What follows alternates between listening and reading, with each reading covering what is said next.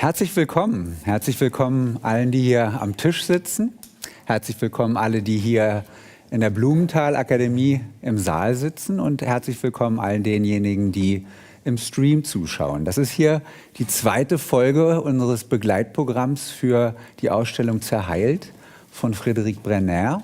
Und die Personen, die hier am Tisch sitzen, die sind unterschiedlich, aber sie haben eine Sache gemeinsam, nämlich sie sind alle abgebildet auf einem Porträt in dieser Ausstellung. Und das ist auch ein bisschen die Idee heute unseres Abends. Jeder, der Frédéric Brenners Arbeit ein wenig kennt, weiß, dass seine Porträts durch lange Gespräche vorbereitet werden. Er macht Forschung, er beschäftigt sich mit dem Umfeld, dann geht er in ein langes Gespräch und der Moment, wo er die Kamera nimmt und abdrückt, ist natürlich der, wo der Fotograf ein wenig die Situation kontrolliert. Aber das ist nur ein kurzer Moment und danach löst sich das wieder in einen Dialog auf. Und das ist auch ein bisschen die Idee dieser Runde. Wir wollen sozusagen das Gespräch nicht durch das Porträt unterbrechen, sondern das Gespräch soll weitergehen. Wir wollen also, dass sozusagen die Porträts zurücksprechen, die Porträtierten zurücksprechen und dass der Dialog weitergeht. Und dazu hat das Museum das Format der Chevruta vorgeschlagen und nicht alle kennen das vielleicht. Das ist ursprünglich eine Methode, um den Talmud zu studieren. Und zwar nicht alleine, sondern zu zweit, zu dritt, zu viert und zu diskutieren über Textstellen und über unklare Fragen, sich zu widersprechen und so weiter. Aber die Methode ist lange schon auch in Universitäten, auch in Schulen und so weiter angewandt und jetzt eben auch hier, und wir verstehen das wirklich als ein Angebot zum gemeinsamen Diskutieren, und zwar ohne, dass es groß moderiert werden muss. Ich bin auch nur am Anfang wichtig und danach soll das wirklich ein Gespräch zwischen euch werden. Chevruta heißt auch, dass alle, die hier im Saal sind, sehr herzlich eingeladen sind, mitzudiskutieren. Darum gibt es einen zusätzlichen Sitzplatz, ein zusätzliches Mikrofon und all diejenigen, die eine Frage haben, einen Kommentar haben, die widersprechen wollen, die sich einmischen wollen, kommen bitte einfach nach vorne, nicht melden oder so, einfach hinsetzen und mitdiskutieren, so wie wir das hier auch auf dem Podium machen. Es gibt ein Thema oder Leitmotiv für diese Sitzung, Anderssein.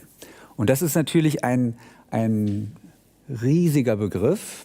Und man muss vielleicht zwei Sätze dazu vorher sagen, damit wir zumindest ein grundsätzliches Verständnis davon haben, worum es geht.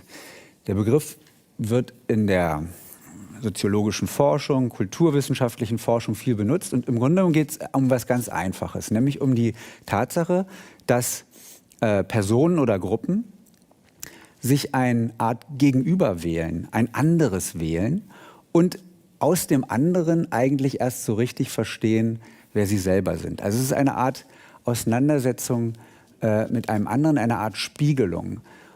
Und nur durch das Betrachten eines anderen kann eigentlich dann die Person oder die Gruppe auch richtig verstehen, wer er selber ist und kann so etwas wie seine Identität verstehen. Das heißt, der Begriff des Andersseins, der Alterität und der Begriff der Identität, die stehen miteinander in einem Verhältnis. Man definiert sich durch ein anderes. Und darum ist Anderssein auch etwas anderes als Fremdsein. Fremdsein heißt keinen Bezug herstellen können. Das heißt, im Grunde genommen so unterschiedlich sich wahrzunehmen, dass man diese Spiegelung nicht mehr machen kann. Und erst wenn man jemand, der fremd war, in so eine Beziehung einspannt, dann wird daraus eine Beziehung zu einem anderen. Und Anderssein ist ein ganz fester Bestandteil jedes menschlichen Lebens. Und man kommt im Grunde genommen gar nicht ohne Anderssein aus. Schon kleine Kinder, nicht? Wenn die im Kindergarten sind, wir sind die von dieser Seite der Straße und das sind die von der anderen Seite der Straße. Das ist schon ein anderes. Das sind die Mädchen, das sind die Jungs. Das ist, wir spielen im Sandkasten und die spielen am Klettergerüst. All das sind schon Vorgänge, wo man sich selber über ein anderes auch definiert. Und wenn man anfängt, sich in einem weiteren Sinne mit diesem Anderssein zu beschäftigen, stellt man auch fest, Anderssein kann was sehr Positives sein, indem man Inspiration erfährt durch eine Konstruktion einer Andersheit.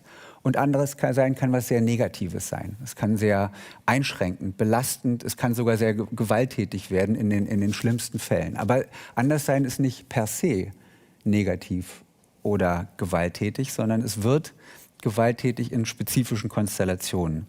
Darüber muss man nachdenken. Und das wirft eine ganze Reihe für uns sehr interessante Fragen aus, die auch eben in dieser Ausstellung eine Rolle spielen. Wann ist Anderssein positiv, wann negativ? Ist Jüdischsein Anderssein? Und ist jüdisches Anderssein anders als anderes Anderssein? Ist Anderssein eine Entscheidung, die ich treffen kann? Oder trifft jemand anders für mich die Entscheidung, anders zu sein? Und dann im Kontext dieser Ausstellung natürlich auch die Frage, was macht die fotografische Inszenierung mit dem Anderssein? Das ist ja nicht nur etwas, was sozusagen im Leben stattfindet, sondern durch die Fotografie wird das nochmal auf eine neue Ebene gehoben. Und auch darüber müssen wir unbedingt sprechen.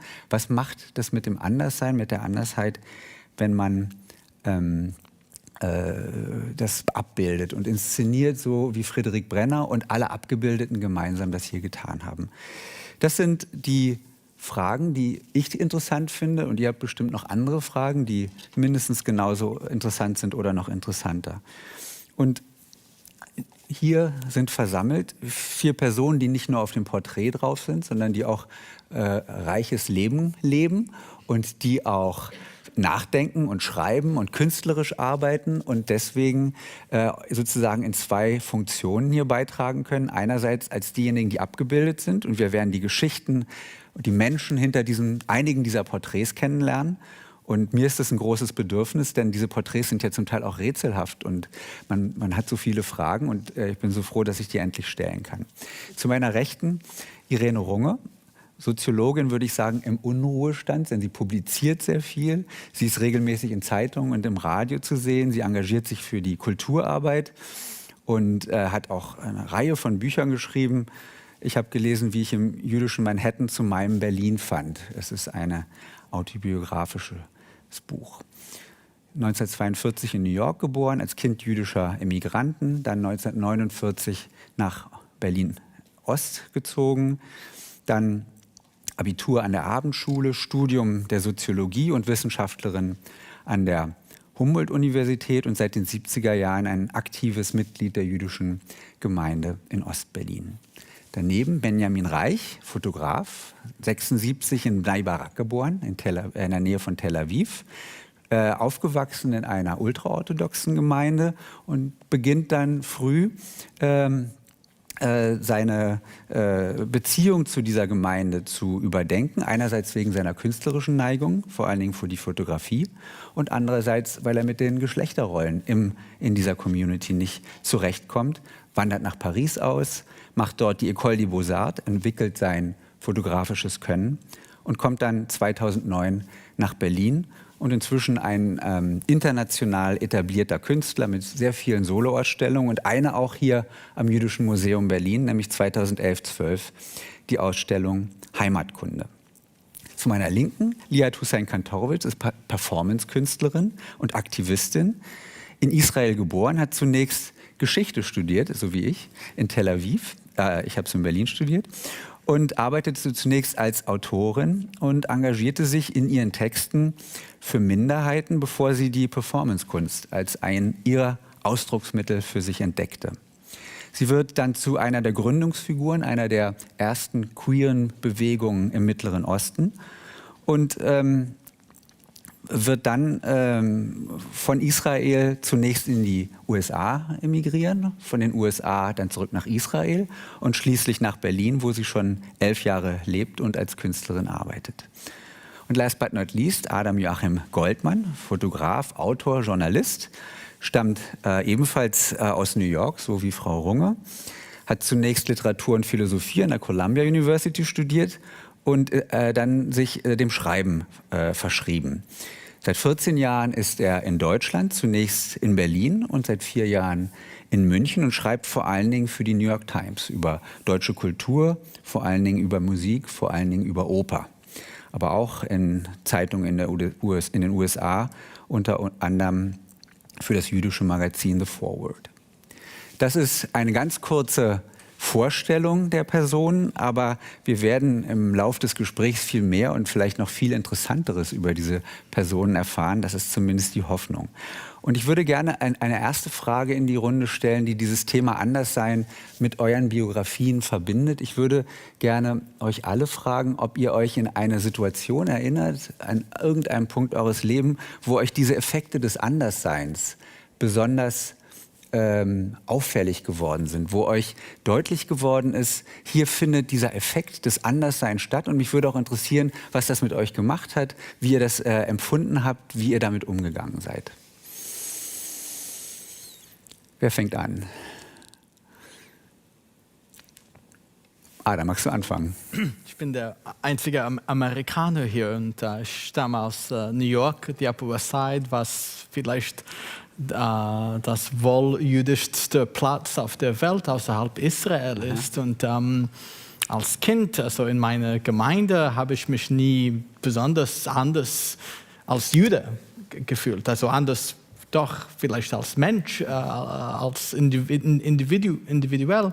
Aber in der Schule, also ich bin zu einer jüdischen Schule gegangen, Ramaz auf der Upper East Side, und auf Klassenfahrt haben die Rabbiner und die Lehrer, die oft Rabbiner waren, die uns begleitet haben auf diese Busfährte nach Washington D.C. oder Philadelphia oder auch Montreal. Sie haben uns immer gesagt, wir müssen uns vorbildlich benehmen, dass wir treffen mit Menschen, die nie vorher Juden gesehen haben. Kann sein, dass das die einzige Erfahrung ist, wo sie also lebendige jüdische Kinder sehen. Und wir sollen keine Chilul Hashem machen, wie würde man Chilul Hashem übersetzen?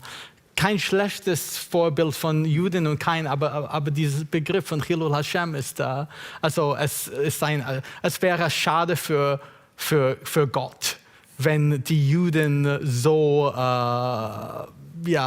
von anderen als ungeschickt, ungebildet, krass vorkommen. Und es war wirklich seltsam,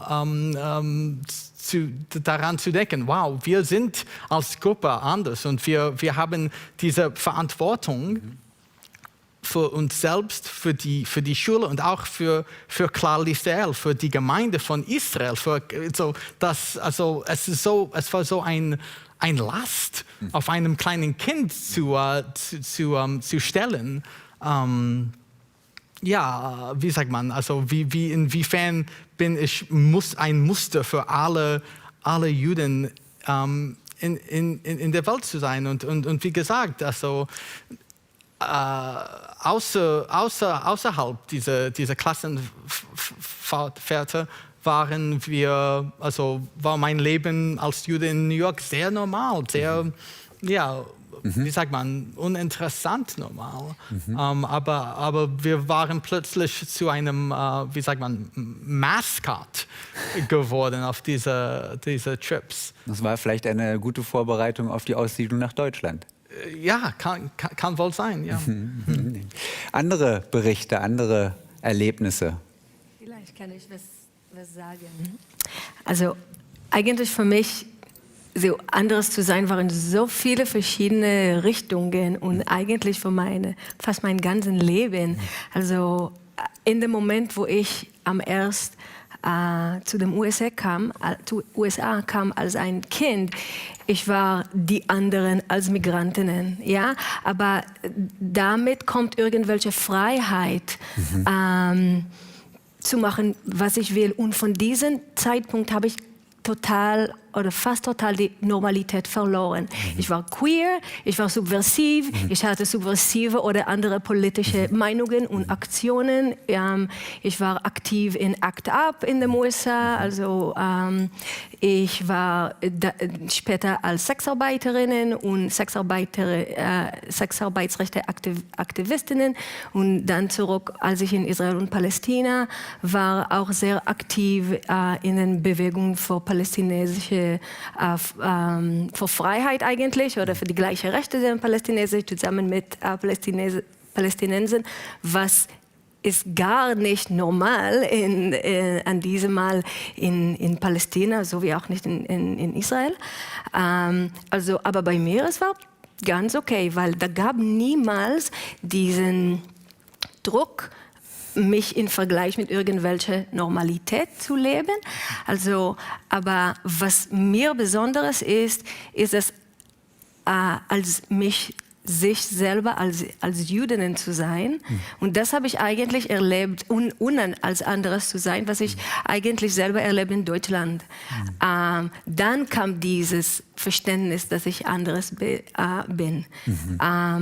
Weil vielleicht, ja, wenn ich zum Beispiel zu meinen Eltern erklären, dass ich eine Sexarbeiterin bin oder weil ich habe als Journalistin eine große Artikel in den größten Magazinen in Israel an Sexarbeitsrechte oder dass sie herausfinden, dass ich bin in irgendwelcher Demo in Westjordanienland mit Palästinensern, weil sie haben mir in den Fernsehen gesehen. Das ist eine Sache und dann gibt es diese Ausschließung von den Familien vor einer Weile. Aber hier es war anderes, um mich wirklich zu verstehen, dass ich anderes bin. Ich habe hier Performance-Kunst studiert. Und ich erinnere mich an, wenn ich fast fertig war mit meiner Performance, das heißt Terrorist Superstars, auch an die palästinensische Bewegung von dem Blick der Feminismus und Verknüpfung mit queer Engagement. Und ich war auf dem U-Bahn und ich habe, wie kann ich das erklären, Messern in Pink. Ich hatte pinke Plastikmesser und damit habe ich vor diese Performance vorbereitet. Und ich habe darüber was in Facebook geschrieben. Um mit Plastikmessern an den U-Bahn zu spielen. Was heißt das? Erstmal eine Vorbereitung für meine Performance oder zweimal to exercise white privilege. In dem Sinne, dass, natürlich, ich kann das tun, weil ich sehe, wie weiß aus. Zum Beispiel eine Person, der Araber ist, konnte das nicht schaffen, ohne für die Leute zu denken, dass es droht man. Und das war bei irgendwelchen Journalisten hier in Deutschland später genommen und geschrieben, falsch repräsentiert, dass ich habe selber geschrieben, dass ich bin eigentlich für die deutsche Publikum zu drohen. Total umgekehrt eigentlich. Und dann dachte ich, oh mein Gott, okay, das ist ein Droht gegen mich. Ich bin die anderen, ich bin meine Worte, meine Aktion ist entweder gar nicht verstanden oder gegen mich eigentlich ausgenutzt.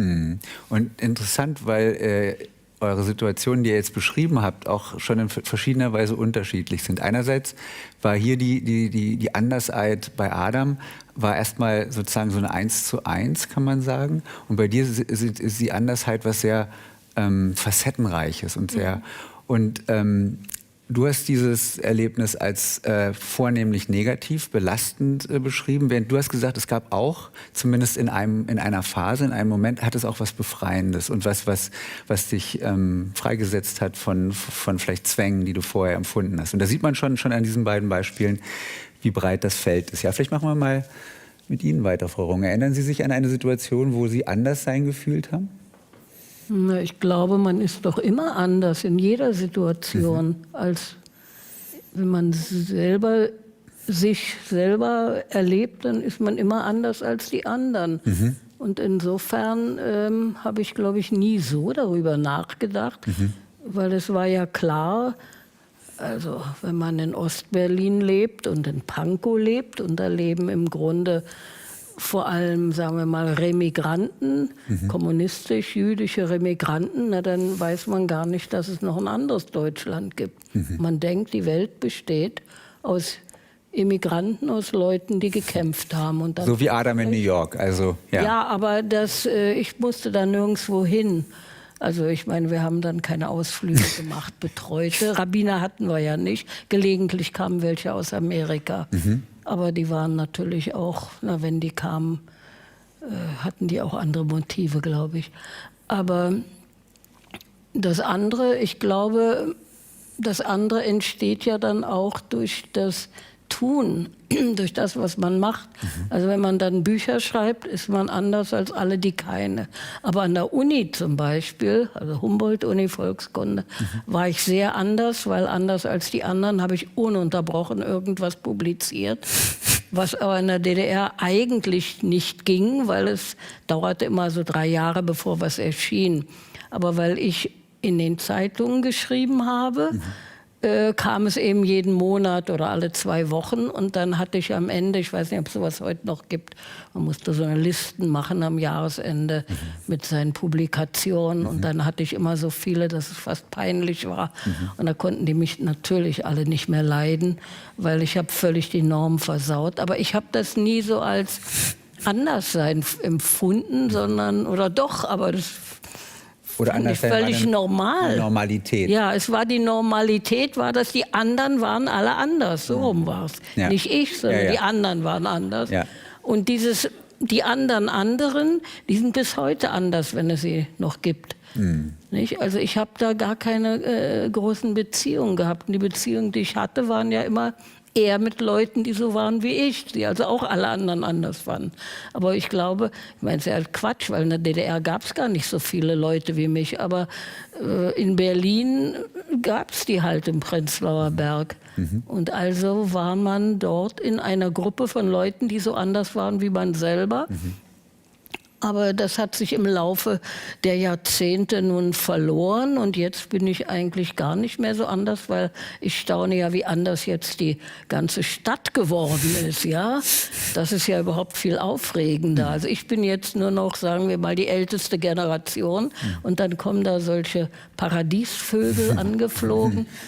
Und auch bei uns, überall, ja, ich gucke da gerne hin und aber das stört mich. Ich finde das eigentlich wunderbar.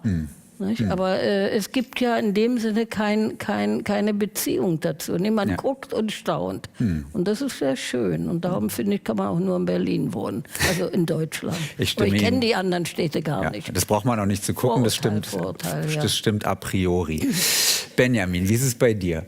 Ja, ich denke, ich hatte erst die andere Begriff, die nicht anders, sondern die Fremde kennengelernt. Also ich denke, jede Kind ist geboren in eine ultraorthodoxe Gemeinde, wo ich geboren und aufgewachsen.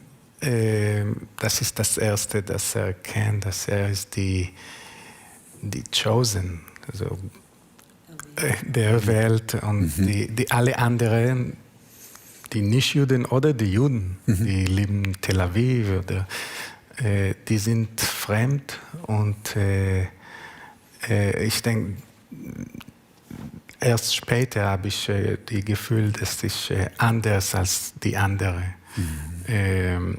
Aber diese Fremde von allen Menschen hat sehr geprägt als Kind. Wir sollten so in die Ghetto leben und das ist die einzige Möglichkeit für ein Judentum gibt. Das ist, so habe ich aufgewachsen. So das war die erste Erfahrung. Ja, vielen Dank. Wenn man jetzt versucht, die Perspektive auch einmal umzudrehen. Wir haben jetzt sozusagen Blicke in euren verschiedenen Biografien angeguckt, bei denen ihr als etwas anderes angesehen wurde. Mich würde aber auch die umgekehrte Richtung wenn man das jetzt im deutsch-jüdischen Kontext anguckt, ist das natürlich die Richtung, die auch sozusagen gesellschaftlich und politisch natürlich erstmal die relevantere ist, aus der Geschichte heraus, wie Juden angesehen, stigmatisiert wurden, bis in die Nazizeit, aber auch das, was Fabian Wolf schreibt, noch heute tritt der Philosemitismus oft sehr herrisch auf. Nicht? Das ist auch natürlich eine Projektion von Andersheit auf eine Gruppe. Aber wenn man das mal andersrum versucht zu verstehen, ist das Judentum auch eine Kultur, die von sich aus Anderssein konstruiert. Und was ist das andere des Judentums? Also worauf blickt das Judentum und konstruiert daraus sich selber? Ich glaube, die Frage ist problematisch. Es gibt ja nicht ein Judentum. Nicht sein geborenes Judentum ist, ich gehe manchmal zu Chabad, also ich weiß, wovon er redet. Und ich finde es wunderbar hinzugehen. Ich bin aber kein Mann und als Frau ist es ganz nett da hinter der Wand. Aber das Judentum ist ja eine ganze Bandbreite von Möglichkeiten. Also insofern, das ist genau der Vorwurf, den ich immer mache in Deutschland, weil immer alle reden von die Juden. Und dann passen die immer nicht rein in das Bild. Und die jüdische Gemeinde hat in meinen frühen Zeiten, als ich anfing, mich ins Judentum etwas mehr zu integrieren, war die ja das Schrecklichste, weil die haben ja erklärt, die wussten ja genau, Galinsky und Ostberlin, beide, alle Vorsitzenden wussten, wer Jude ist und wer nicht. Und ein Jude war nur in Deutschland, Ost wie West, wer Mitglied der staatlich geförderten jüdischen Gemeinde war. Die anderen waren keine Juden. Also das ist ein guter Punkt, aber das war eigentlich aber das Problem, nicht, dass die Juden sich gar nicht als Juden definieren konnten, weil es war schon klar. Und damit mussten sie immer diesem Vorbild entsprechen, haben sie aber nicht gemacht, weil die ganzen Genossen sind alle nicht in die Gemeinde gegangen, also gab es in der DDR eben nur 300 Juden. Ja. Punkt. Also das Argument 5000 gab's ist sehr wichtig, aber ich glaube, die Frage kann man trotzdem stellen, auch wenn man das auf kleinere Communities und auf vielleicht sogar individuelle Erfahrungen runterbricht. Ich weiß nicht, ob euch dazu schon gleich was einfällt, sonst merken wir uns die Frage und kommen später zurück. Eigentlich finde ich die Punkte von Irena perfekt, weil diese Sache was gehört zu diesem Judentum, was ist das eigentlich, gehört auch für mich zum Beispiel zu der Frage, wer hat die Rechte, uns zu definieren. Und das genau gehört, um was anderes zu sein, dass die Deutsche uns definieren. Wir haben eigentlich diese Rechte nicht.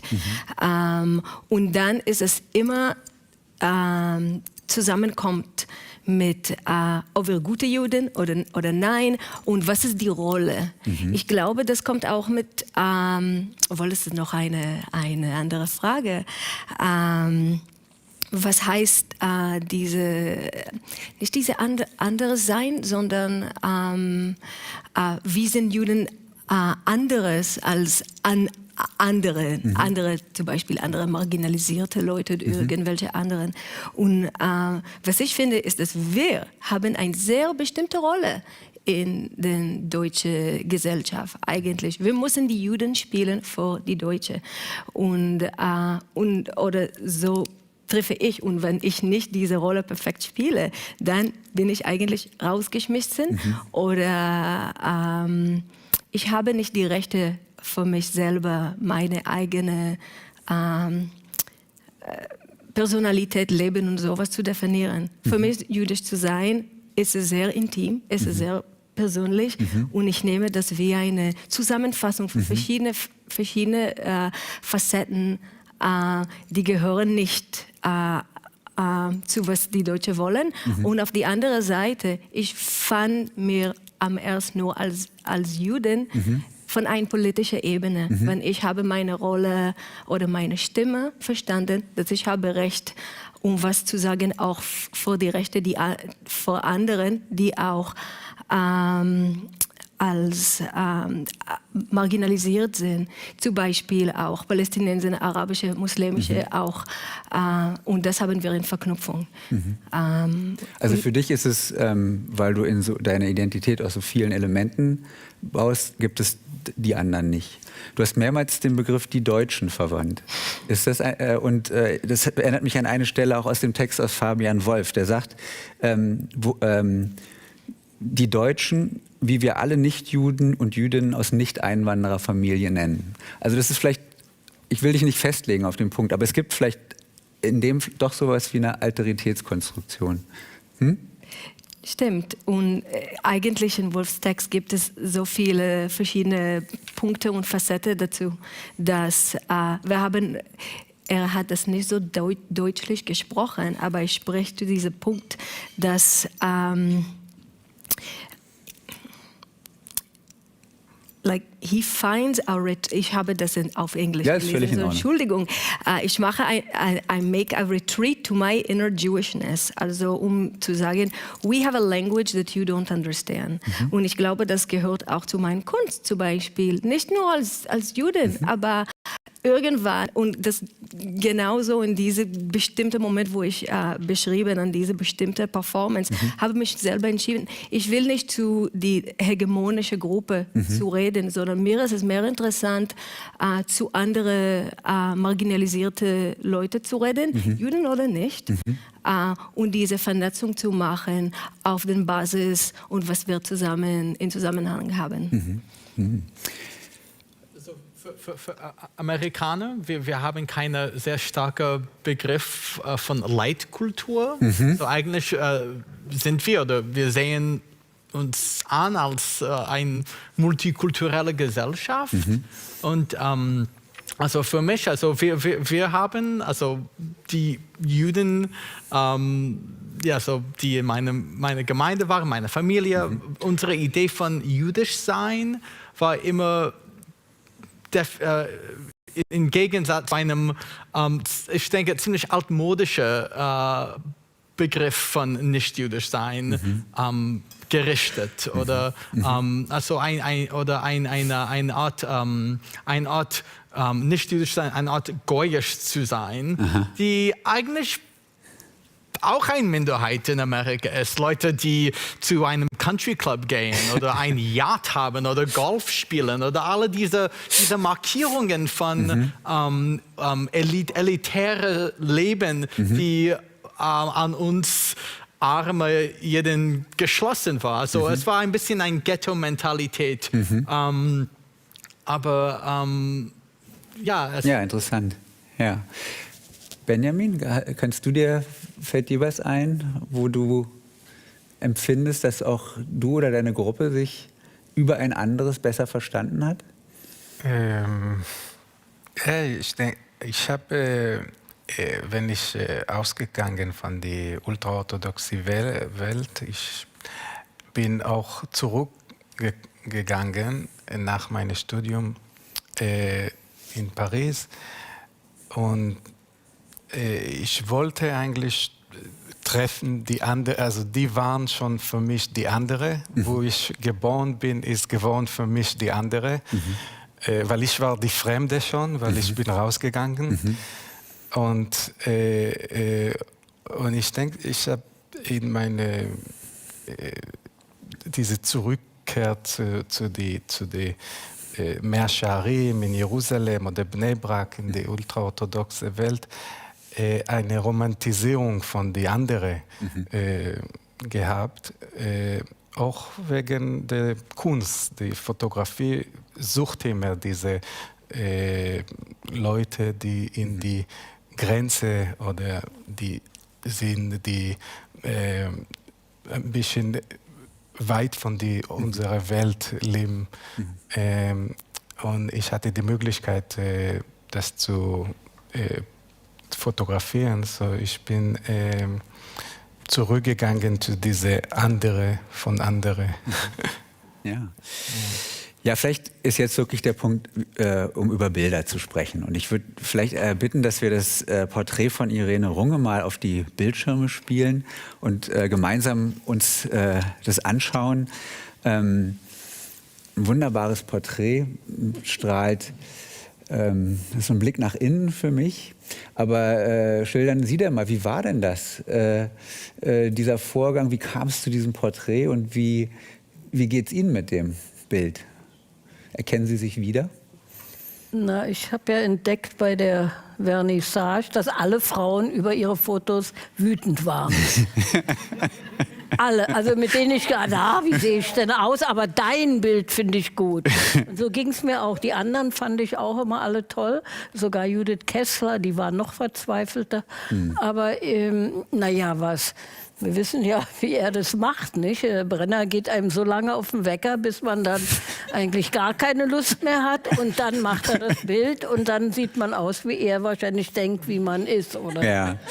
Na, ich glaube, er wartet so lange, bis der Porträtierte fast vergessen hat, dass er mit der Kamera da ist. Nee, man vergisst es nicht. Es ist nur viel zu... Es dauert lange, es war Hochsommer. Ich weiß nicht, ich hatte sicherlich noch was anderes, von einem Zimmer ins andere. Ich hatte ja die gleiche Sache schon mal viele Jahre vorher, da hatte er auch ein Buch gemacht. Und da haben so 3 Leute aus Berlin, also wir mussten sozusagen das graue Deutschland wahrscheinlich repräsentieren. Also ich stand vor einer furchtbaren Steinwand und fror mich tot, weil ich einen Mantel ausziehen musste, war im Winter. Und dann habe ich aber gesehen, die anderen sehen auch alle so aus, also auch so verfroren. Nicht? Das war eben, aber die Italiener, die pure Lebenslust und Schönheit. Ne? Also ich glaube, dass also ich kann das wirklich gar nicht beurteilen, aber als das brachte, war ich so sehe ich aus, warum habe ich nichts anderes angehabt? Naja, ich kann das überhaupt nicht beurteilen, aber sicherlich ist das so ein Moment, wie man dann so rumsteht, wenn man keine Lust mehr hat. Und so sieht es aber für mich nicht aus. Für mich sieht es aus wie ein Moment, wo man einkehrt, nachdenkt, den Blick nach innen richtet. Da sieht man mal, wie man sich was vormachen kann. Wie unterschiedlich die Perspektiven sind. Oder so, ja. Und was auch interessant ist, das ist natürlich, wenn man durch die Ausstellung geht und sieht, wie verschiedene Porträts dargestellt sind und wie sich die Porträtierten selber darstellen, dann gibt es eben einige, wo das Anderssein eine ganz zentrale Rolle spielt, während ich bei Ihnen das Gefühl habe, Ihnen geht es was wichtig, auch eben, genauso wie Sie es auch in Ihrer Erfahrung beschrieben haben, also das nicht zu inszenieren, dem keine Sichtbarkeit zu geben. Ich habe das, nein, das ist gar nicht so intellektuell oder gedacht. Das fand einfach nur statt. Und ich muss sagen, es ist auch interessant jetzt, wo du das sagst. Ich bin ja relativ, also er ist ja nah dran, ich bin ja sehr groß, aber zum Beispiel der arme Micha Brumlik sitzt so klein auf einer Kinderschaukel. Ja.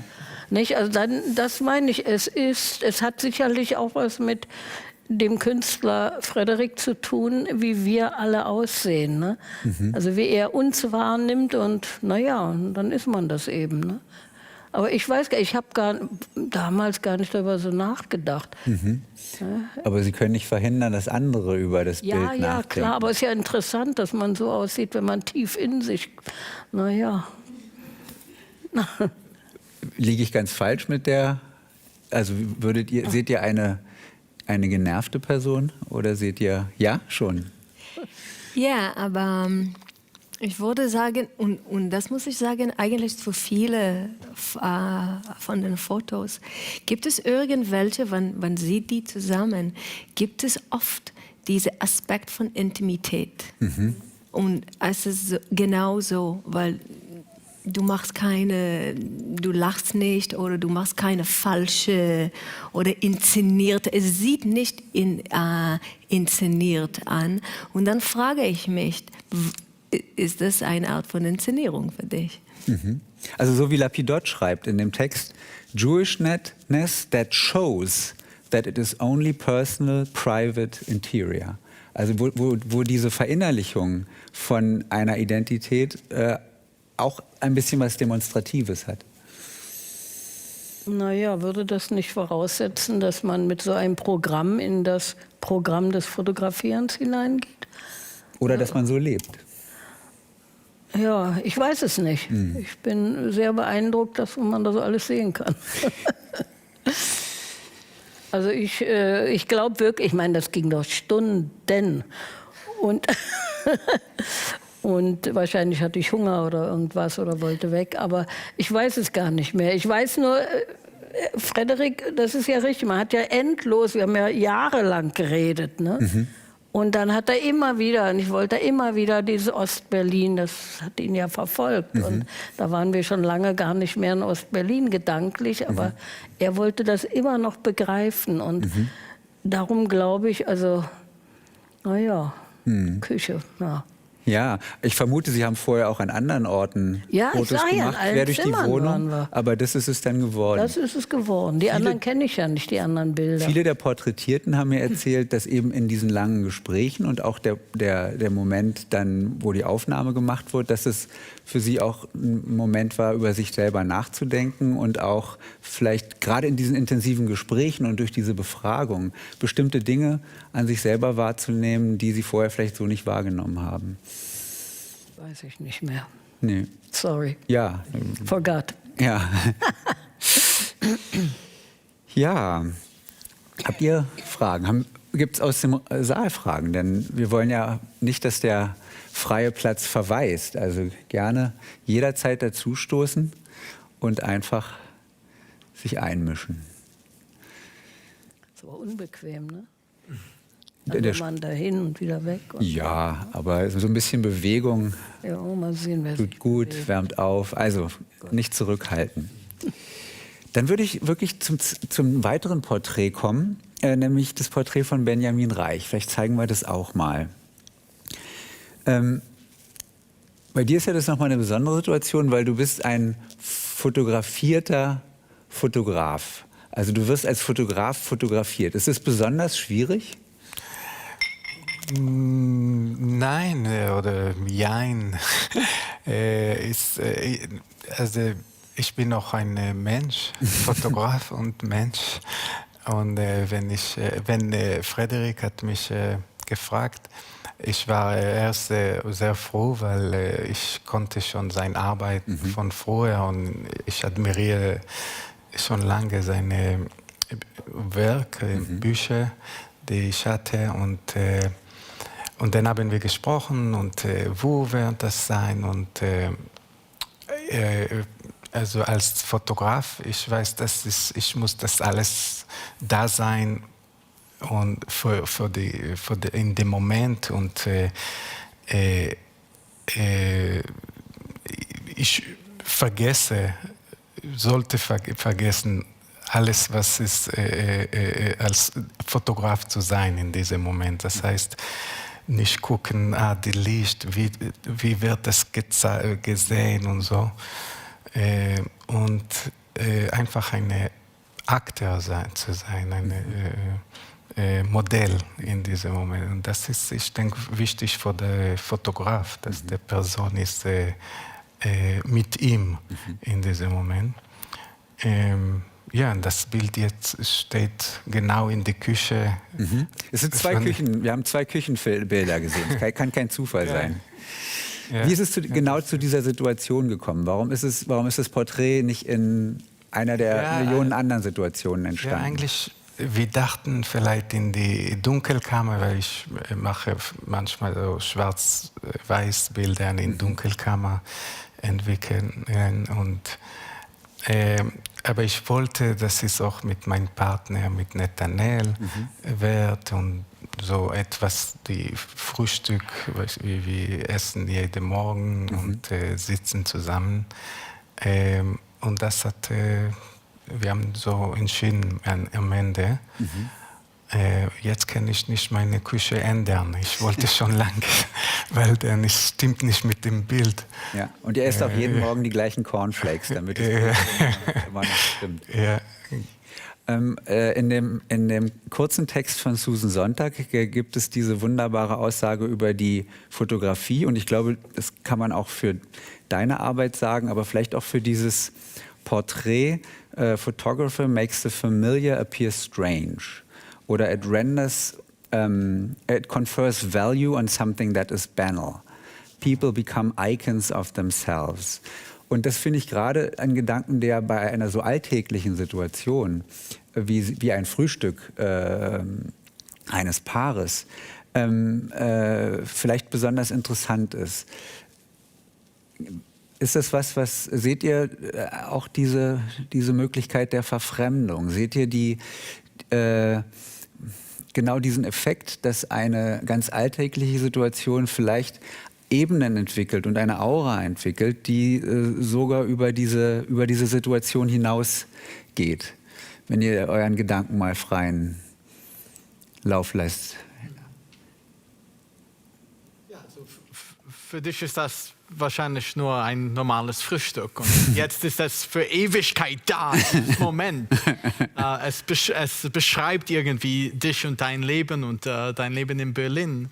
Und ja, diese Tatsache, glaube ich, an sich soll, wie sagt man, verfremdend sein als Effekt. Also im Vergleich zu Irenes Porträt ist das auch kein reines Porträt, würde ich sagen. Also in deinem Bild sehen wir wirklich dich im Mittelpunkt, also nur dich praktisch. Und ja, natürlich ist deine Expression sehr ambivalent, aber hier hat man eher eine Situation. Es gibt eine Narrativ plötzlich. Also wer sind diese zwei Menschen? Was machen sie in der Küche? Und was sind alle diese Objekte? Also einige sehr banal, einige ein bisschen nur erstaunend. Also dieser Stuhl, das so wahnsinnig rot ist und was scheint auch ein bisschen zu groß. Passt es wirklich zur Stuhl oder ist dieser Sitz nur ein... Die Küche ist ganz klein. Es sieht ziemlich groß in diesem Bild. Und dann dieser so Dornenkranz am Wand, was fantastisch ist, aber ja, es gibt plötzlich so viele Rätsel in diesem Bild und vielleicht hast du auch nicht daran gedacht, wie mysteriös deine eigene Küche ist. Ja. Hängt dieser Kranz immer dort oder habt ihr den für das Porträt dort hingehängt? Ich denke auch zu Hause, aber nicht weil da steht jetzt das Bild. Dieses Bild steht genau in der Mitte dort. Und wir haben das hängt. Und wir haben das in andere Zimmer gebracht. Ja. Ich würde sagen, es ist ein bisschen lustig, weil wir kennen uns nicht wirklich, obwohl trotzdem von irgendwo. Und wenn ich dieses Bild gesehen habe, dachte ich sofort an deinem Verhältnis, Posture. Deine Pose oder deine Haltung? Ja, es ist so du, wirklich. Aber es ist sehr speziell, sehr spezifisch und es zeigt so viel. Und mir ist es auch interessant, weil es sieht auch nochmal wie ein sehr intimes Beziehung zwischen dir und Frederik zum Beispiel. Also wie konnte er genauso diesen Moment bekommen vor dieses Fotograf, was zeigt wirklich dich in irgendwelche sehr persönliche Pose eigentlich. So, ich meine von deinem Körper. Ja, ich sitze jeden Tag. Ja. Ja, unbedingt. Ich würde gerne was fragen, weil was ihr alle erzählt habt, von wegen Anderssein, kommt ihr alle aus mehrheitlichen Verhältnissen, also aus irgendwie gefühlt mehrheitlichen Verhältnissen, also Juden in Israel, weiß ich selber, ist nichts Besonderes. Ne? Und Irene Runge, Sie haben gesagt, wir waren in dem Ostberliner Upper East Side, also da waren alle irgendwie Migrantenkinder jüdischer Herkunft und ja. Und auch in New York im Upper East Side, da war man... Upper West Side, sorry. Ja, nee, auch in Jerusalem, West und East, sehr, ja. Aber ist es nicht so, dass durch Frederik, durch die Kamera, wurden dann alle zu Paradiesvögeln gemacht? Ist es nicht so? Also macht nicht, ne? Und dann so ausgestellt im Jüdischen Museum Berlin, dann ist man plötzlich anders? Ja, ich finde, das ist das große Achievement von Frederik, die zusammenzubringen, Rav Ehrenberg mit Homolka in dieselbe Raum. Ich denke, das ist das erste Mal. Oder andere Leute, die werden nicht zusammensitzen normalerweise. Und jetzt die leben alle in dieselbe Stadt, in Berlin. Und Frederik hat das geschafft, alle zu fotografieren und zusammenzubringen in eine Ausstellung. Und das ist schon vielleicht das Rolle für das Jüdische Museum. Er machte das schon Jahren und Jahren und jetzt ist Berlin. Und vielleicht wird erst dadurch, dass es nicht Einzelporträts sind, sondern eine ganze Serie und dass diese Serie ja auch so aufgestellt ist, dass die Porträts immer sich gegenseitig angucken, wird dieses Spiel der Andersheit im Grunde genommen erst eröffnet. Weil wenn dieses Porträt für sich stehen würde, dann würde sozusagen diese Brechung innerhalb dieser Versammelten gar nicht so offensichtlich werden. Und dann wird eben bei euch sichtbar, dass ihr zum Beispiel als Paar abgebildet seid, als Männerpaar, während andere als heterosexuelles Paar abgebildet sind. Und Vielfalt, aber auch diese Alterität wird sichtbar. Ja. Es gibt noch etwas, glaube ich. Wäre es nicht im Jüdischen Museum und wären nicht etwa 5 darunter, die mit jüdischen Attributen versehen sind, sondern irgendwo würde man einfach sagen, das sind die Berliner von heute. Nicht? Also man hätte dann unter Umständen, wenn man es nicht weiß, würde man sogar Ehrenberg für einen komisch angezogenen in einer merkwürdigen Wohnung. Nicht? Also denken, da hat sich einer extra so angezogen, um so eine komischen Möbel zu zeigen. Also das Jüdische wird ja hier nur, also steht ja drüber. Es findet ja nicht eigentlich statt, glaube ich. Ja, und das ist auch eine Frage. Ich weiß auch nicht, ob es stattfinden kann. Das ist eine Frage, die ich euch auch stellen wollte. Also tatsächlich wird in dem Einführungstext die Ausstellung als eine Porträtierung von jüdischem Leben dargestellt. Aber wenn man durch die Ausstellung geht, könnte man auch sagen, man sieht Leben. Und jüdisch sein spielt in manchen Porträts eine Rolle, in anderen gar nicht. Und nur weil es, genau wie Sie gesagt haben, als Frage drüber gestellt wird, fängt sozusagen dieser Dialog der Andersheiten zwischen den Bildern an zu funktionieren. Seht ihr das auch so? Oder was ist für euch das Verbindende? Gibt es für euch auch was Verbindendes? In den Bildern oder im Leben? Zwischen den Bildern. Ach so. Also wie man durch die Ausstellung geht und die Tatsache, dass also dieser, wie sagt man, Raumkonzept ein bisschen schräg ist. Also man hat auch das Gefühl, man geht durch eine Gasse oder verschiedene Stadtgassen und an jeder Ecke betrifft man noch sieht man eine andere Ecke der Stadt. Oder es ist irgendwie eine Stadt von Menschen gemacht. Und ja, stimmt, manchmal sehen die Menschen sehr normal aus, manchmal sehen sie sehr exzentrisch aus. Also für mich am Ende hat man das Gefühl, also man ist sehr von der Vielfalt dieser Menschen beeindruckt. Man könnte durch die Ausstellung gehen und überhaupt nicht merken, dass sie alle Juden sind. Ich meine, es gibt dieses Zitat, ich weiß nicht, was es wirklich bedeutet, aber Jews are like everyone else, only more so. Es ist ein Witz, es ist rätselhaft, aber vielleicht hat es auch eine gewisse Wahrheit. Wir sind anders und auch nicht anders. Und, das schwebt als Frage über der Ausstellung und über jedem einzelnen Porträt. Und die Antworten sind vielleicht so vielfältig wie die dargestellten. Benjamin, ich wollte dich noch nach einer Sache fragen, die auch in dem Text von Fabian Wolf stand. Und ich weiß nicht, ob du dazu eine Meinung hast, aber ich habe... und auch bei Lapidot spielt das eine Rolle. Er zitiert William Klein und sagt, there are 2 kinds of photography, Jewish photography and Goyish photography.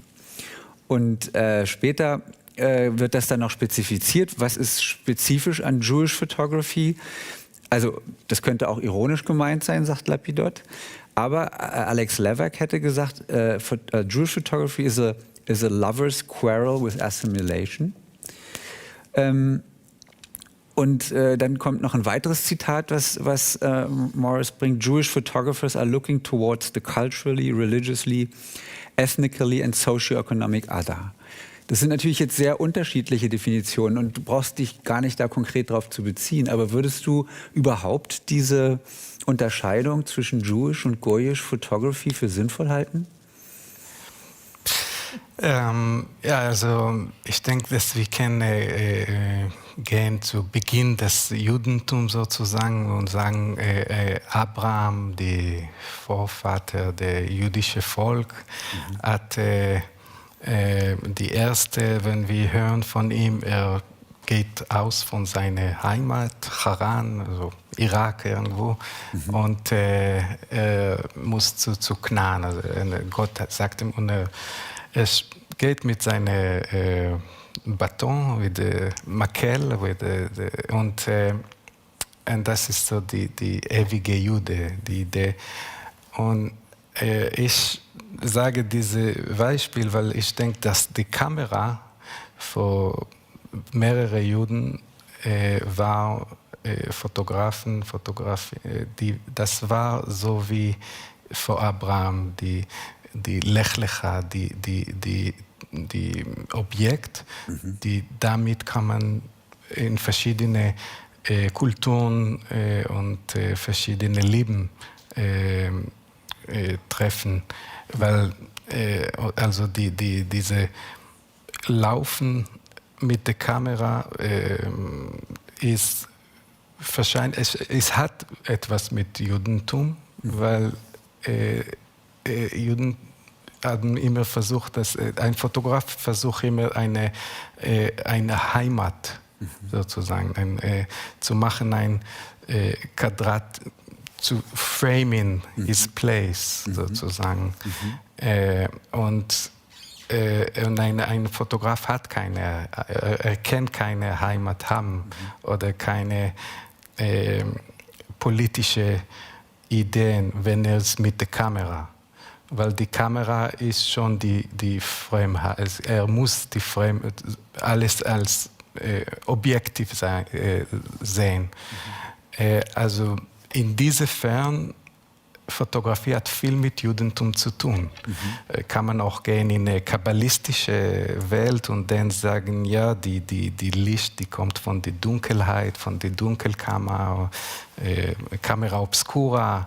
Und so kann man viele, aber zu der Frage, ich denke nicht, dass es gibt die jüdische Kunst. Es gibt gute Kunst und schlechte Kunst. Es gibt gute jüdische Künstler und schlechte jüdische Künstler, so wie. Aber ich bin nicht so, ich kenne nicht so gut aus in die Philosophie von Kunst und vielleicht jemand. Es gibt Leute, die sagen anders, aber so sehe ich das. Das ist also für mich war Fotografie, hat mich verbunden, ich bin verbunden zu Fotografie und ich kann sagen, dass wegen diesem Bedarf wegzugehen von wo ich war und immer zu suchen, meine Identität oder mein Heim, wo ist meine Heimat oder, und dann mit der Zeit ich sage zu mir, ich habe keine Heimat und ich habe keine, und das passt gut mit der Kamera, weil die Kamera ist meine Heimat und in die Kamera mache ich jedes Mal ein anderes Bild und das Bild ist mich selbst. Ich kann mich gut vorstellen, in diesem Bild zu leben sozusagen. Und das ist so wie auch, es hat viel Liebe. In Englisch sagt man Shooting. Und das ist auch, Susan Sontag spricht über diese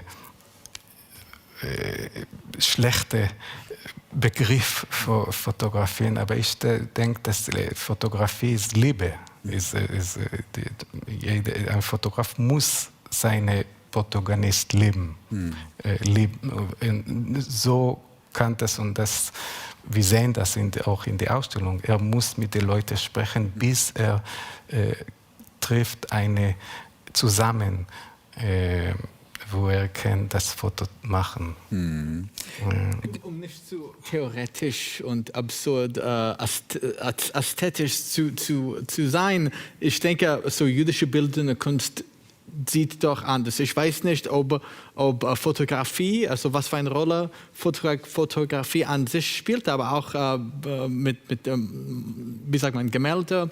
Also ich denke, jüdische bildende Künstler haben ein anderes Verhältnis zum Medium, zu Kunst, weil im Judentum dieser starke Begriff von Bilderverbot gibt. Das, gar von Anfang an gibt es ein Gebot gegen, wie sagt man auf Deutsch, Götzenbilder? Ja.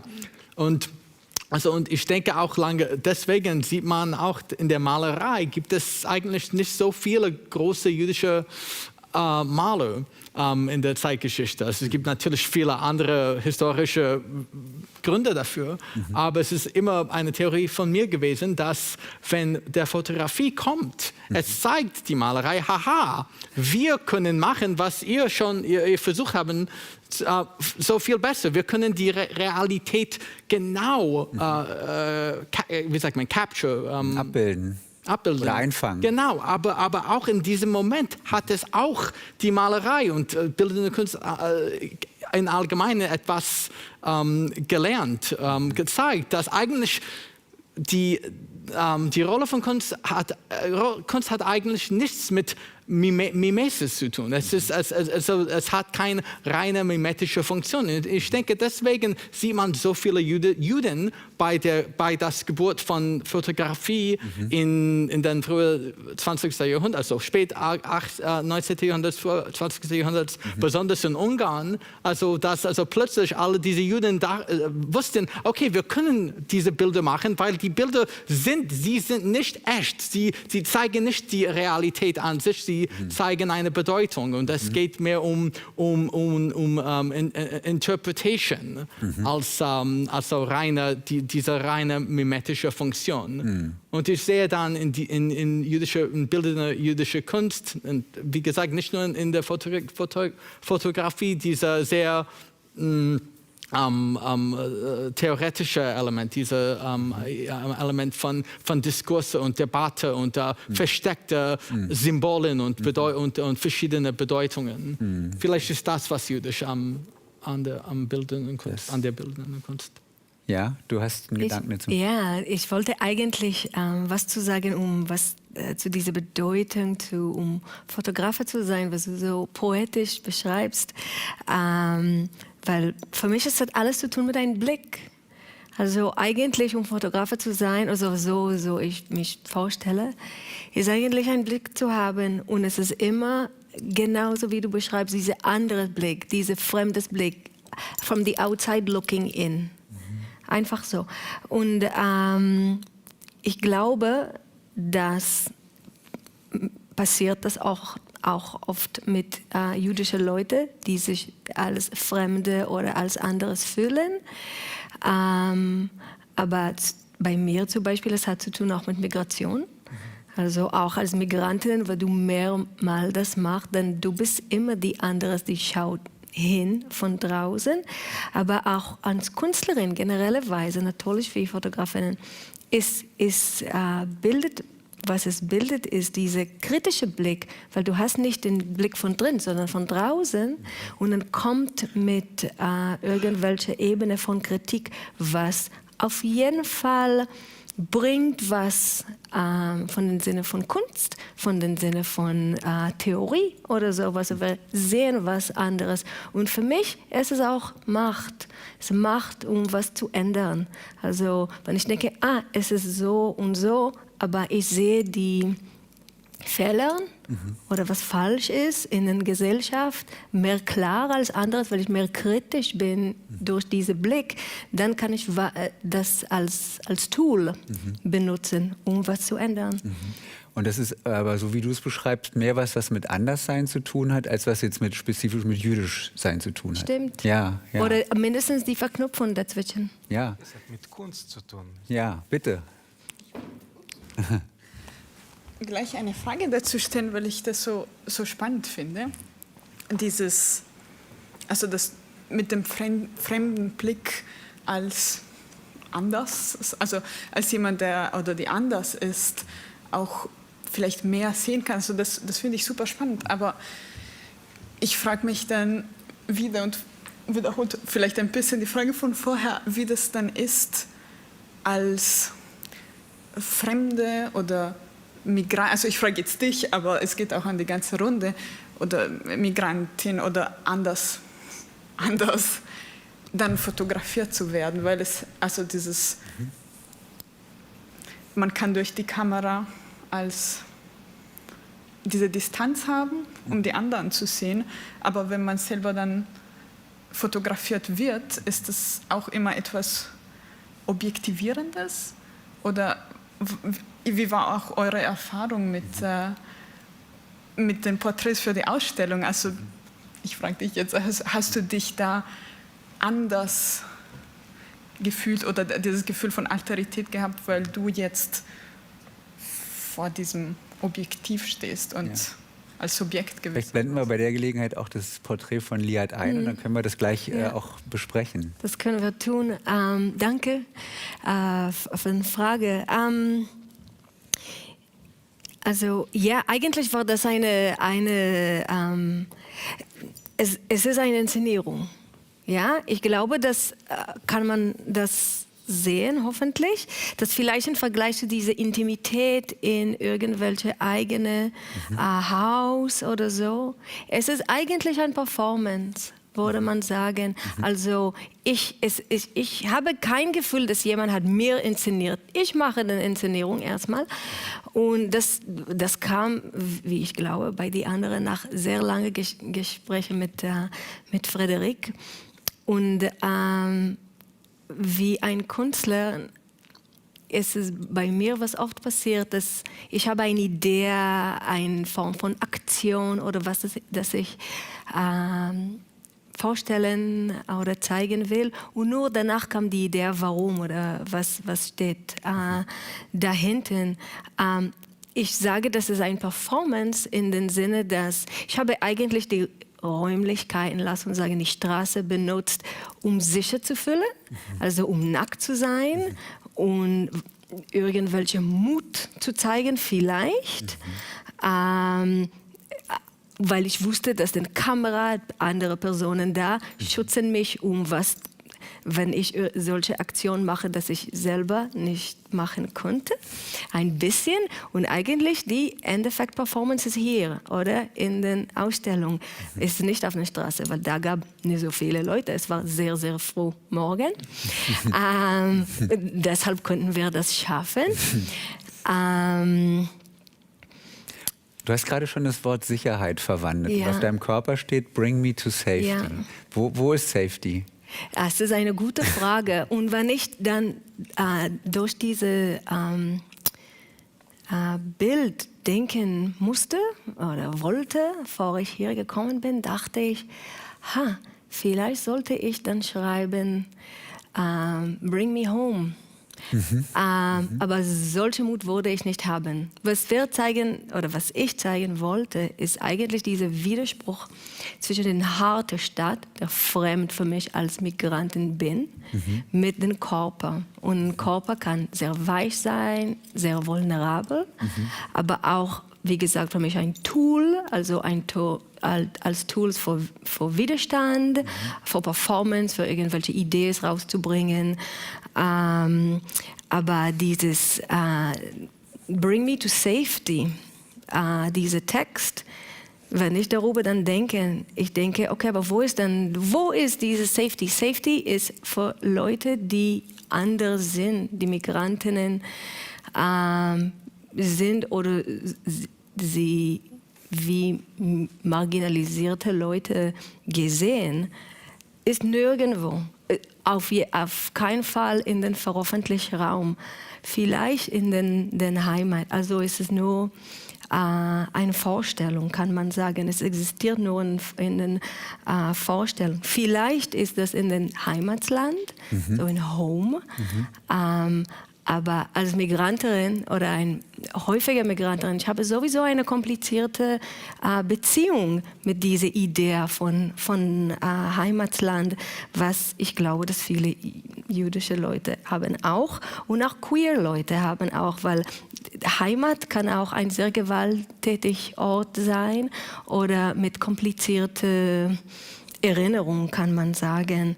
Also es heißt, ich will sicher zu sein in dieser harten Stadt, aber ich brauche was safe, sicher ist, aber das eigentlich existiert nicht. Und man hat das Gefühl, die Geste adressiert sich eigentlich an denjenigen, der vor dem Porträt steht. Also man hat das Gefühl, du läufst eigentlich fast in so einer nach Sicherheit suchenden Geste auf den Betrachter zu. Ist das so gemeint? Ich glaube, dass es um ein bisschen Distanz zu haben, okay. in diesem Sinne, also, hört auf, ja, genau. Und was interessant ist, ist meine mehrmalige Gespräche mit Frederik war immer an diesen beide Intimität, sowie auch Zniut, ich weiß nicht, wie das zu Bescheidenheit? Bescheidenheit. Was kann denn Schaum. Danke. Was den Körper zeigen kann, trotz diesem Mut und stark zu sein und sowas. Und wir wollen das auch zeigen. Aber ich glaube, dass ein Körper zeigt das mehr als zum Beispiel mein Gesicht oder meine Hände. Weil sowas sagt, ich brauche meine eigene Raum, um ein bisschen vulnerabel zu sein. Oder ja. Ja, aber also du hast schon gesagt, dass Nacktheit für dich auch mit dieser Verletzlichkeit zu tun hat, mit auch einem Rückzug. Und gleichzeitig hat es aber auch diese Geste, auch gerade des bemalten Körpers und auch des nackten Körpers in der Öffentlichkeit, auch was stark Aktivistisches. Also ich finde, es ist auch, also Assoziationen hat man von feministischen Protesten und so weiter. Und irgendwie in dieser Spannung zwischen einerseits die individuelle Haltung als verletzliche Person an einem Ort, wo man normalerweise angezogen wäre. Und andererseits aber gerade aus dieser Verkehrung, dass man eben an einem Ort nackt ist, wo man normalerweise angezogen ist, auch eine ganz starke Protest und auch eine Appellation hervorgeht. Ich weiß nicht, ob das für mich ein Protest ist. Ich verstehe, wie das so machen. Also sieht das ein bisschen aus wie ein Protest. Ich glaube aber, dass dieser Widerspruch doch existiert. Und dieser Widerspruch ist zwischen so ein Körper als Macht, als Tool sozusagen, um für was zu kämpfen. Also das ist eigentlich, kommt nochmal und nochmal und nochmal in meine eigene künstliche Arbeit auf der Bühne, auch mit Musik oder sowas. Also beide Körper und Sexualität zu zeigen, um was anderes zu sagen, um Statements an andere Themen eigentlich zu sagen. Aber auch dazu, und das kann man oder aus meiner Sicht machen aus einem ziemlich starken Stand. Und im Gegenteil, diese Vulnerabilität, also es ist wie ein Stadtplan, wo man zeigen kann, oh, so sind meine Wunden und ich zeige das dir zu der Welt eigentlich. Und wenn man dann wieder eine andere Perspektive versucht, dann könnte man ja andererseits über den Körper eben als auch genau die Projektionsfläche nachdenken, auf die Andersheit oft projiziert wird. Sei es der weibliche Körper als das andere des männlichen Körpers, sei es der weiße Körper als das andere des schwarzen oder also dass Hautfarbe bei diesen Projektionen eine Rolle spielt und damit führt es uns auch wieder zurück zum Thema Andersheit oder könnte es. Und da du die Inszenierung gemacht hast. Kannst auch nur du sagen, ob das in der Inszenierung mit gemeint war und alles andere sind sozusagen Deutungen, die von anderen drin gesehen werden. Hättest du das gleiche Bild überall in der Welt? Also sagen wir mal in Israel, vielleicht vor Mea Sharim oder in New York, frühmorgens um 3. Nein, ich meine ja nur, wäre das hat jetzt nichts Spezielles mit Berlin zu tun. Oder ist es deine Haltung in Berlin und das zu machen? Oder würdest du auch woanders, wenn du da gewesen wärst, woanders und Frederik wäre aufgetaucht? Es ist eine gute Frage.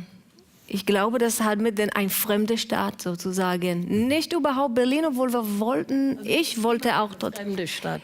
Ja, aber trotzdem, ich wollte ein bisschen von Berlin zu diese, weil Berlin hat auch ihre eigenen Aspekte als eine harte Stadt. Es ist dunkel, es ist grau und das sieht man aber nur im Hintergrund. Diese kleine Architektur, so eine internationale.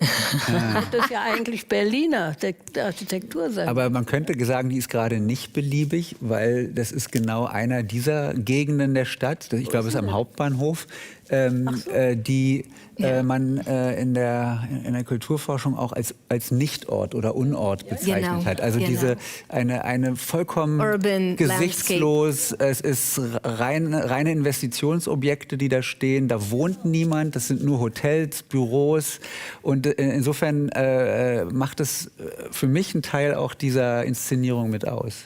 Ja, stimmt. Aber das könnte ja dann eben auch, dieser Typ Stadt ist ja leider überall in der Welt zu finden. Ne? Ja. Deshalb war die Frage. Aber nicht die Orte, wo ich Ja, also völlig richtig. Wenn man bis auf den Horizont durchschaut, sieht man den Fernsehturm. Genau, Ja. das wollten wir, um reinzuhaben. So ein bisschen klein, es ist sehr, sehr im Hintergrund, aber wir wollten trotzdem irgendwelche Hinweis zu Berlin. Ja. The Car Plates. Richtig, es gibt auch Berliner Kennzeichen. Aber ich glaube, also, dass dieser Raum dort eine Rolle spielt, also ist für mich ein Teil der Aussage des Bildes. Ob das so intendiert ist oder ob das Teil der Inszenierung ist, weiß ich nicht. Aber es hätte einen riesigen Unterschied gemacht, wenn du in einer alten Straße in Prenzlauer Berg gewesen wärst oder am Kurfürstendamm oder also jedes Mal wäre das Porträt auch ein völlig anderes gewesen.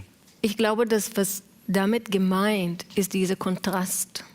Also dieser Kontrast von dieser harte Stadt, wo genau so wie du das beschreibst, wo niemand wohnt, und sehr urbanisch eigentlich, mit dem nackten Körper, das sieht ein bisschen wie ein fremdes Objekt. Und das ist eigentlich das Gefühl, um zu Berlin reinzukommen, wie ein Migrantin eigentlich. Oder wie fremd in der Stadt zu fühlen, was ich zeigen wollte. Ja. Ja. Und diese Frage von Berlin als Bühne ist auch eine, die ich in deinem Porträt sehe, Adam. Vielleicht können wir das auch mal einblenden. Denn fast kann man ja sagen, auf deinem Porträt ist mehr Stadt zu sehen als Porträt. Also du bist an den Rand gerückt, natürlich im Vordergrund. Also es ist nicht so, dass du irgendwo als Figur kaum zu sehen bist. Du bist aber angeschnitten und man hat auch das Gefühl, du blickst an der Kamera vorbei, aus dem Bild raus. Und das Herz des Bildes oder das Hauptaugenmerk liegt eigentlich mehr auf dem Platz. Und auch da die Frage, wie ist es dazu gekommen? War das Frederiks Vorschlag? War das dein Wunsch? Warum gerade dieser Platz von also das ist eben genau ein anderer Raum, der sich so fundamental unterscheidet von dem, den sich Liat ausgesucht hat. Ja, genau, also genau bei deiner Fotograf mussten wir extrem früh fotografieren, aber im Gegensatz zu dir hatte ich nicht die Mut, mich auszuziehen um 6 Uhr morgens. Ich bin froh, dass bei dir die Zittenpolizei nicht gekommen sind. Sie sind gekommen. Sie sind gekommen? Wow. Ja, wir haben das eigentlich nicht so explizit legal gemacht, aber okay, es passiert, es ist vorbei. Aber ja, also ja, ich kenne Frederik seit langem. Wir haben sehr lange über mein Porträt, ein eventuelles Porträt gesprochen und mir war klar, ich suchte immer einen Ort, die für mich bedeutend war, also die bedeutsam war. Ich wollte es eigentlich nicht nur zu Hause in meiner Küche machen. Meine Küche ist sogar kleiner als deine. Ja, ich habe lange gesucht und ich denke, relativ früh Bebelplatz an Friedrich vorgeschlagen und ich denke, am Anfang hat er diesen Vorschlag abgelehnt. Er dachte, es war ein bisschen zu viel vielleicht, zu von Symbolen und Bedeutungen geprägt. Aber je mehr ich daran dachte und vielleicht auch je mehr Frederik daran dachte oder wenn er in seinem Projekt weitergekommen ist, dachte er, okay, lassen wir das machen. Und wie gesagt, wir haben sehr, sehr früh gestartet. Für mich war dieser Platz sehr wichtig, weil es eigentlich einer der ersten Orte überhaupt in Berlin, das ich gesehen habe vor 15, 14, nein, fast 18 Jahre, als ich zum ersten Mal nach Berlin kam. Und ich war immer, also ich habe Bebelplatz immer extrem schön gefunden. Ich meine, es ist eine der einzigen, wie groß europäisch aussehende Plätze, die in Berlin noch existiert. Und es hat auch irgendwie, also für mich, also viele, meine Interesse irgendwie fand ich dort zusammengebunden. Also man sieht die Staatsoper, das ist diese rosarote Gebäude auf der rechten Seite.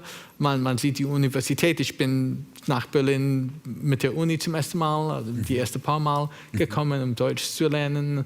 Und auch dieser Platz war auch, wo die Bücherverbrennung von Mai 1933 stattgefunden hat. Und diese Geschichte, dass es eigentlich eine Nazi-Aktion von Nazi-Professoren und Nazi-Studenten war, die 40.000 Bücher aus der alten Staatsbibliothek unter den Linden entlang, man kann es nicht auf dem Bild sehen, aber es ist links, unter den Linden, dass sie das Staatsbibliothek ausgeleert haben und diese 40.000 Bücher auf diesem Platz gebrannt haben. Also in diese kulturelle, dieser Platz, die eigentlich ein Merkmal an Kultur ist, also neben die Tempel von Bildung und Kultur fand ich immer wahnsinnig. Also ausgerechnet dieser Platz haben sie gewählt für die Bücherverbrennung, für diese Barbarei gegen das Denken und gegen das Schreiben. Und es gibt auch ein Mahnmal zu der Bücherverbrennung. Und ich habe jetzt immer vielleicht das beste Mahnmal, Holocaust-Mahnmal in Berlin meiner Meinung nach. Es ist vielleicht das beeindruckendste Mahnmal. Es ist in der Erde, vielleicht so kennt alle oder nur einige. Es heißt einfach die Bibliothek oder auf Englisch The Missing Library, habe ich gehört, von einem israelischen Künstler, heißt Michael Ullmann. Und es ist in der Erde, es ist unterirdisch. Und es ist nur also direkt in dieses Platzes. Es ist ein Bücherregal, weiße Bücherregale auf die vier Seiten. Und man sieht durch eine Glasscheibe, so Plexiglas, und man sieht diesen extrem hellen, weißen Raum mit leeren Bücherregalen. Und Michael Ullmann sagte, ich weiß nicht, ob man das je bestätigen kann, dass auf diese Regale hat man Platz oder würde man Platz für 40.000 Bücher haben. Vielleicht kleine Bücher. Und es ist so ein interessanter Mahnmal. Und es war auch eine der ersten Mahnmale nach der Wiedervereinigung zu einem Ergebnis, ein Holocaust-Ergebnis in der wiedervereinigten Staat, also 95 war das, also viel früher zum Beispiel als die Holocaust-Denkmal, also der Mahnmal zum ermordeten Juden Europas. Und im Gegensatz zu diesem Mahnmal muss man es suchen. Also die Holocaust-Denkmal sieht man sofort, es schlägt dich praktisch ins Gesicht.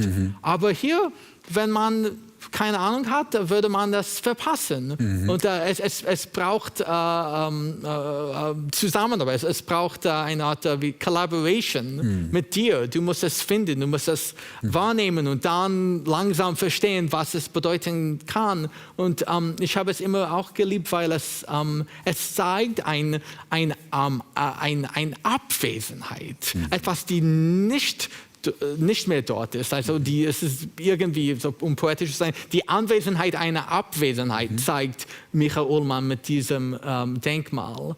Und auch auf einer meiner ersten Reisen nach Berlin im Sommer, 2006, glaube ich, gab es diese große Kampagne überall in Berlin. Deutschland, Land der Ideen. Vielleicht erinnert jemand an Deutschland, Land der Ideen. Und ausgerechnet auf diesem Platz haben sie eine riesige Skulptur, eine Stapel von Büchern gemacht.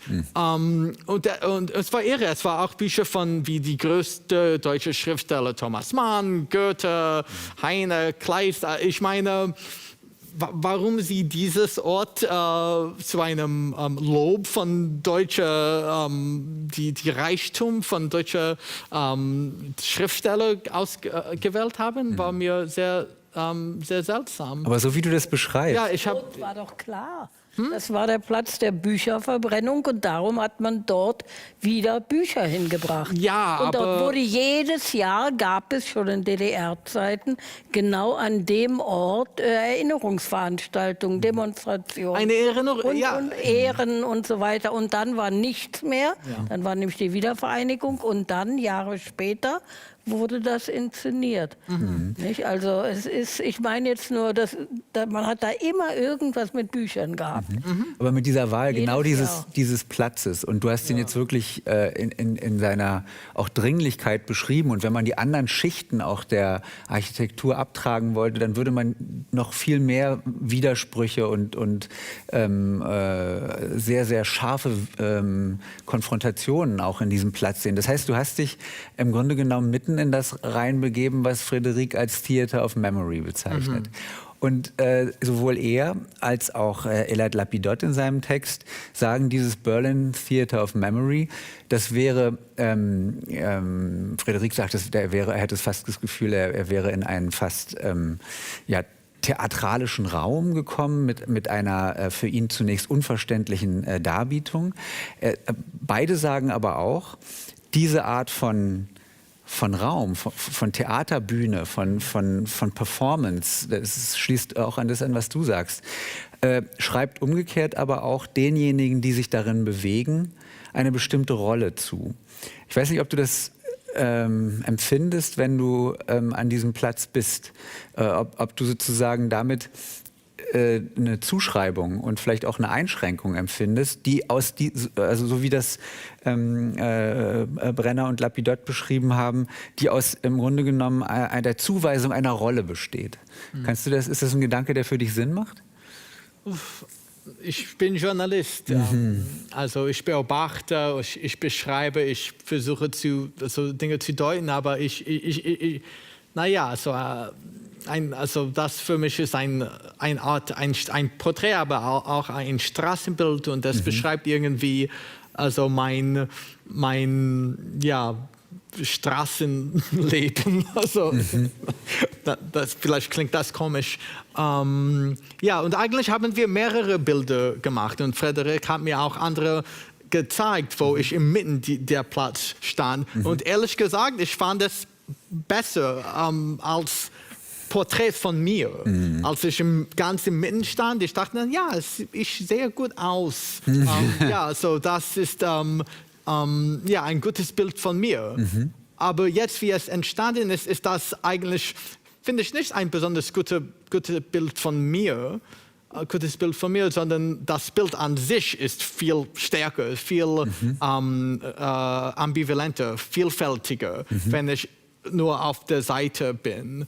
Und genau, ich bin nicht tada! Ja, vielleicht wäre dieser Aspekt der Theater of Memory ein bisschen zu übertrieben, wenn ich mitten wie ein Master of Ceremonies stand. Und ja, ich zeige Ihnen meine Stadt oder mein Staatsoper. Und du stehst aber nicht durch Zufall vor der Oper, weil Oper eben auch in deinem einer Arbeit so eine Rolle Oper, spielt. ich schreibe viel über Oper. Würdest du sagen, es gibt auch in der Oper als Kunstform eine Art der Reflexion oder des Ansatzes, die du als vergleichbar ansehen könntest mit dem, was Frédéric hier versucht?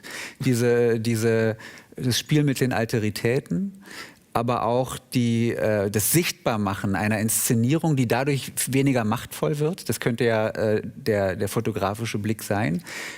Ist das was, wo du sagen wirst, das spielt in der Oper, so wie du sie beobachtest, eine Rolle? Ich könnte mir vorstellen, dass eben einer der anderen Porträtierten, Barry Kosky, einer der Opernmänner ist, an die man vielleicht denken würde. Ja. Also natürlich ist die Aufgabe einer Regisseur etwas nicht nur darzustellen, was auf der Bühne zu bringen, was Mozart oder Wagner geschrieben hat, aber auch es zu bedeuten und zu dekonstruieren. Das ist ein sehr deutscher Weg, Approach als Theatermacher. Und für mich als Amerikaner war das auch etwas, das ein bisschen Zeit brauchte, bevor ich es kapiert hatte. Also Amerikaner sind eher sehr, wie sagt man, literal. Also wir wollen Aida sehen mit Elefanten und Pyramiden. Und wenn es keine Pyramiden und keine Elefanten auf der Bühne sind, dann denkt man, was soll diese Scheiße? Also, ist das überhaupt Aida? Ja, also ich weiß nicht, ob die Frage war. Ja, ich würde am Schluss noch mal einen Gedanken von Susan Sontag aus der kurzen Einführung aufgreifen, der mich zunächst ein bisschen erschreckt hat und den ich zunächst als was empfunden habe, was eigentlich dieser Ausstellung ziemlich entgegensteht. Sie sagt, der Augenblick, wo das Foto die Person einfriert, ist eigentlich wie der Tod. Photography converts the whole world into a cemetery. Photographers are angels of death. Und das Bild sei eigentlich frozen reality. Und umgekehrt, wenn ich jetzt diese Ausstellung angucke, dann scheint mir das keine stimmige Beschreibung zu sein. Es geht um das Leben, es geht um lebendig machen. Ich glaube, das ist eine andere Fotokunst. Und trotzdem stellt natürlich so eine These an uns auch nochmal die Frage, jetzt auch sozusagen ausgehend von dem, was wir über die einzelnen Porträts gesagt haben, was macht so eine Ausstellung mit der Stadt? Was kann sie mit den Betrachtern machen? Glaubt ihr, dass die Ausstellung sozusagen hineinspricht in dieses Bühnengeschehen, in diese Gesellschaft? Und was könnten Menschen mitnehmen, die in dieser Art und Weise mit einem Spiel der Vielfalt und des Andersseins in einer gar nicht so scharf abgegrenzten Gruppe konfrontiert werden? Für mich, ich spüre dahinter auch eine größere These, eine gesellschaftliche These. Aber ich wollte auch von euch hören, ob ihr dieses, also auch in Abgrenzung vielleicht von Sonntags meines Erachtens viel zu negativer Einschätzung, ein Gespür dafür habt, inwiefern so eine Ausstellung eben in dieses Theater of Memory, in die Stadt, die so ist, wie Frédéric sie beschreibt, auch reinspricht. Bitte. Ich denke, die Ausstellung zeigt einfach, es beschreibt Berlin als Theater of Memory, und, aber zeigt auch, wie vielfältiger Berlin als Theater of Memory, Erinnerungstheater sein kann. Und nicht nur die klischeehafte Bilder von Juden oder die, keine Ahnung, was in der Süddeutsche oder Tagesspiegel stehen könnte vom Chabad-Menorah am Brandenburger Tor, was auch natürlich in seinem Buch vorkommt, aber es ist viel komplexer als das. Also man sieht alle die Menschen, die mit ihrem Handy sind. Und das ist eine Art wie ein Meta-Bildnis. Ich denke, er reflektiert und kommentiert diese Theater of Memory und zeigt viel mehr Facetten dieser Stadt durch diese Menschen. Also er hat uns immer sein Cast genannt, seine Ensemble. Also wir sind irgendwie, wir sind die Dramatis Personae von diesem Theaterstück, dieses Erinnerungstheaterstück, die Zerheilt heißt.